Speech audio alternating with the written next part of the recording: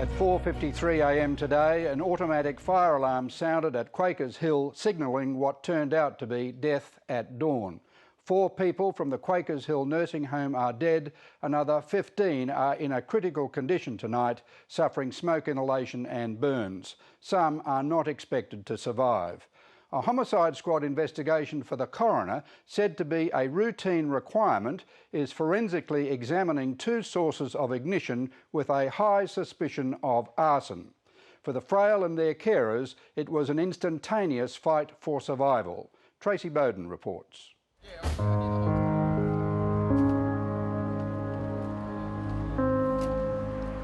It must have been a terrifying awakening.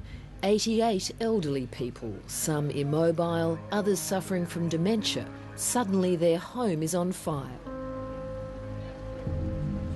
When I got there, everyone was busy. The whole street was lined with ambulances, fire engines. There was police running everywhere. It looked like a war zone. There was, on the front lawn, there was 30 or 40 people on stretchers on the front. I was watching people being loaded into ambulances that were severely burned. All their face was burned. So I said, what's happening? Huh? Is there something wrong? Then came the employees. Papa, we better go outside.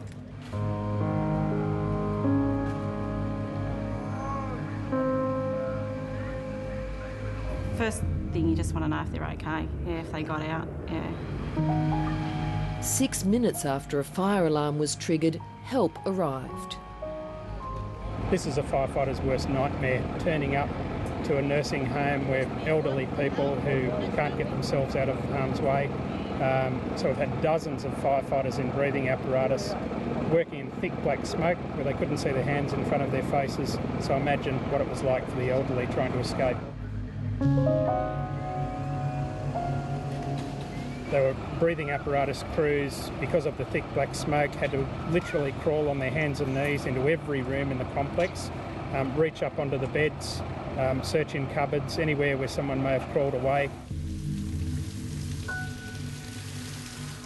Because he's got emphysema and he finds it difficult to breathe anyhow, so having a lot of smoke around and being confined to that room, you can imagine the state he was in. So hopefully at the hospital they've looked after him and he's okay. Apparently it did start in her wing, and because they couldn't tell us where she was, we were quite scared that she was not here anymore. Sue WEBECK rushed to the home, desperate to find out if her 84-year-old mother was safe. She has some burns to her arm, blisters on her face, but she's talking and she's with it. She knows what's going on, which is Mum. My mum has 9 lives. She's meant to die years and years and years ago, and she keeps fighting. I walked around the side of the building and there were people that obviously were unable to move out of bed because they're elderly people, and it wasn't a... Veteran news cameraman ADRIAN MUNN says he's struggling to cope with what he saw. Yep, it's the worst. It's horrible to think that these people are helpless. You know, there's nothing they could do. You're walking amongst people that are groaning with pain. There's people there where they're burnt, see? Their lungs are burnt out, they've had horrific smoke inhalation, their hair's singed, they're breathing that hot air in. You can see how all their mouths are dried up. A friend of mine at the back rang me. I was in bed and she rang me to tell me she didn't want to panic me. She said, there's a fire in Hamilton Road. As relatives arrived at the nursing home, many of them, like LATICIA Anthony, whose husband suffers from dementia, discovered their loved ones had already been safely removed from the building. I am relieved he's okay. I just feel sorry for the people that have gone, sort of thing, you know. But no, I am so relieved. 94-year-old Esther Koschel was full of praise for the nursing staff. Some of them were choking from the smoke, but they were really wonderful. I just quickly did what I can, get everyone out, and the smoke is just overwhelming, but, you know, we got a lot of people out, so that's the main thing. The nursing home is run by the Domain Principal Group. With 59 residences nationwide, it's the country's largest privately owned aged care provider. The care levels include high care, low care and dementia care. The 3 people who died were in a ward at the back of the complex. Can I start by saying how sad I feel for our residents and their families on this dreadful day. As you can understand, we've spent our time ensuring that we attended to our residents to get the best of care and the proper accommodation for them, and also to support our staff in what is a very difficult morning indeed.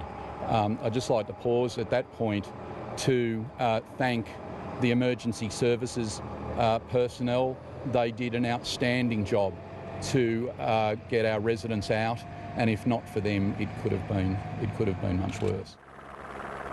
Federal Minister for Mental Health and Ageing, Mark Butler, says the Quakers Hill Nursing Home's fire safety systems were found to meet standards during an audit in July.